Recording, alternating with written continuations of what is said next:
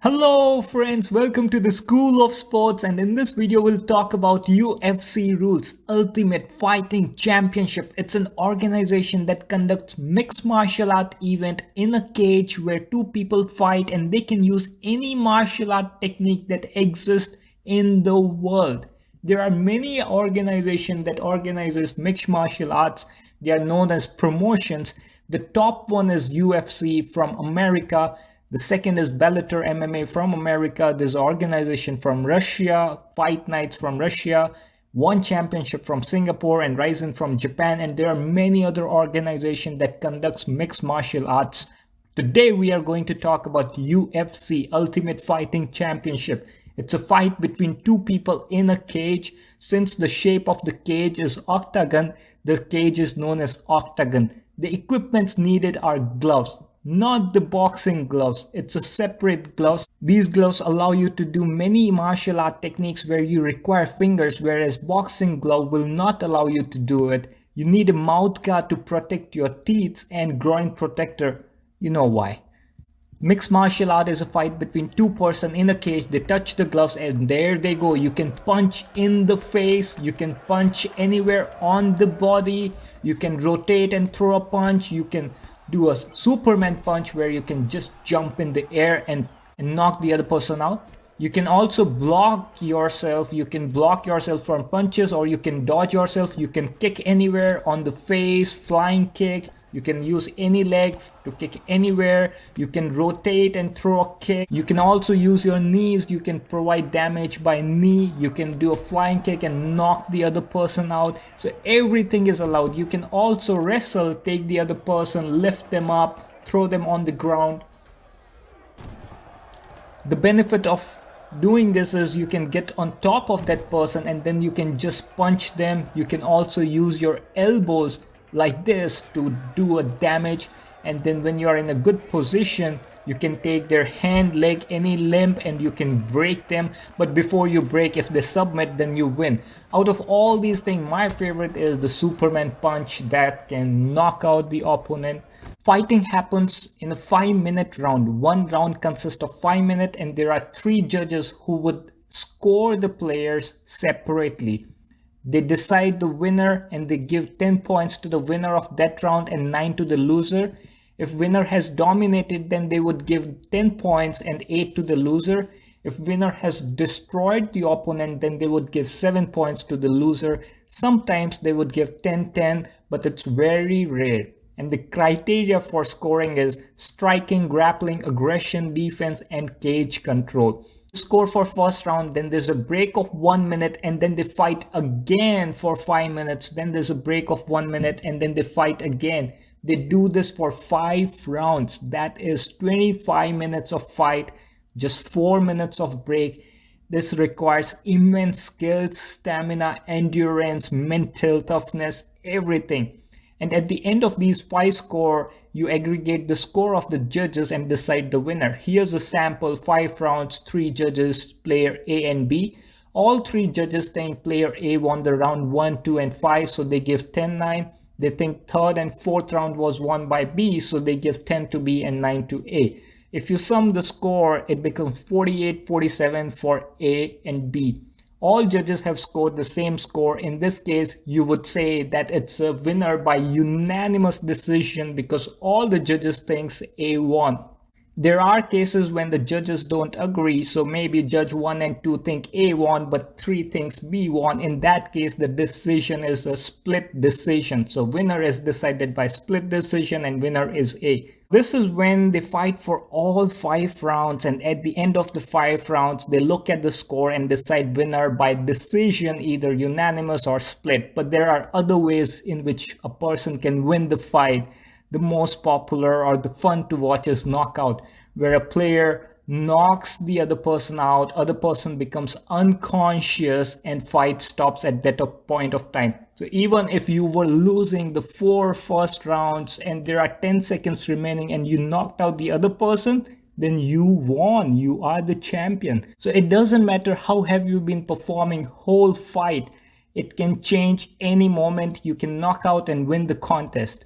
Other one is technical knockout. Technical knockout is The player then got knocked out, but referee can see that person would get knocked out, so referee would stop fighting and it would be a technical knockout.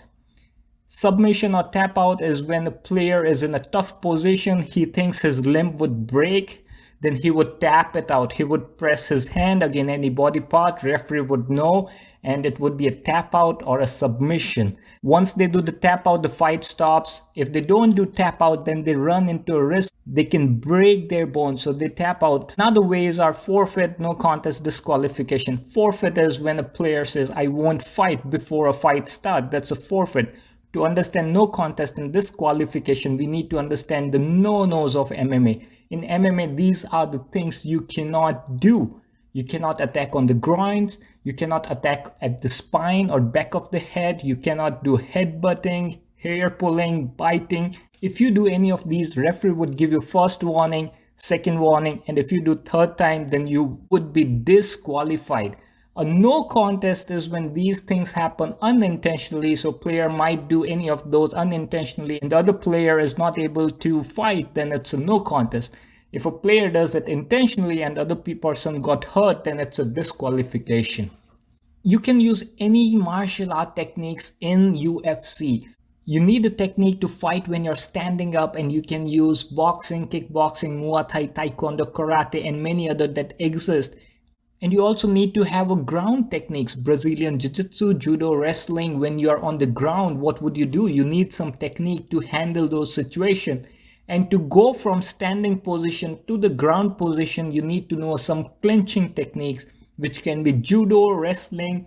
You can do catch wrestling, freestyle wrestling, or Muay Thai. So these are several techniques that exist that people use in the fighting. There is no one technique that is better than other, and that makes it so much interesting. When two people with different skill set fight, it is so much fun to watch which technique would win. In terms of champions, we see that majority of champions have the primary expertise in wrestling.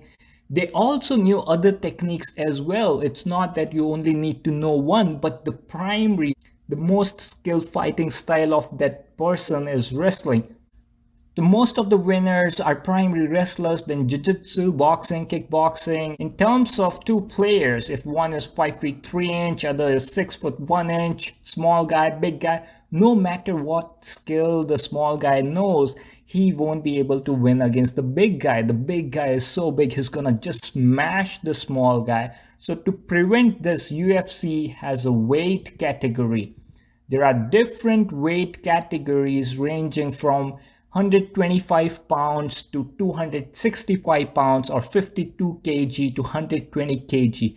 A person can only fight in their category. So if a person's weight is between 115 and 125, they need to fight in the flyweight category. If they want to fight in other categories, they need to either gain or lose the weight. If a player is very heavy, he is very powerful, then he can only fight with powerful guys. He cannot go and beat small guys. So he needs to stick into the heavyweight category. And there is no one champion in UFC. There is a champion in each category. And there are some people who are champions of multiple categories. So they would increase the weight, win in bigger category, lose the weight, fight in small category. In terms of skills, the small guys need to be very agile. They need to be technically skilled, and wrestling is very dominant in the small guys. When you go to the little bit bigger size, now the player are huge, so they can do damages by punches and kicks. So that becomes more important. And when you go to the heavier side, wrestling is very less. It's more of boxing and striking because they are so heavy. They can just beat the heck out of the other players. Now let's take a look at the statistics. So if you look at these statistics, division heavyweight is the heaviest and the flyweight is the lightest. Heavyweight has the highest knockouts in all the weight categories because these guys are the massive guys. They just knock out their opponents. If you go to the flyweight, they have the highest percentage of decision by decision. So because they are small, they are not able to knock out the players. So they fight for 5 rounds, and at the end of 5 rounds, a decision is made who would be the winner. In terms of submission, it's pretty consistent across the categories. If you would see in terms of fight, most of the fight happens in the welterweight or lightweight. Why? Because not most of the people in the world are very heavy or very light. They are in the middle, right? So that's why you have a high number of fights in the welterweight and lightweight. When we go to the women's, same thing. Women who are heavier have more knockouts. Women who are light have more results by decision. One might say that the women's knockout is 35%, men's knockout is 49%. No. You need to compare the same weight categories. So in the featherweight, men's 26% knockout and women 35% knockout. So can we say women's are more dangerous in UFC? I don't know. You let me know about it. In terms of fighters, the smaller fighters need speed, agility, technique, and wrestling, and the big fighters need power, striking, boxing, and endurance. Endurance because they are huge, so they need a lot of energy to fight for 25 minutes. Whereas for small guy, it's relatively easy. The best part about UFC is the nicknames. I love the nicknames. So here the small guy, Demetrius Johnson, his nickname is Mighty Mouse. Imagine he's the smallest guy, but his nickname is Mighty Mouse. And the biggest guy is Cain Velasquez. His name is Cardio Cain. The nickname Cardio Cain because his cardio is phenomenal. He would drain the other person, other people would get drained out, and then he would smash the heck out of them.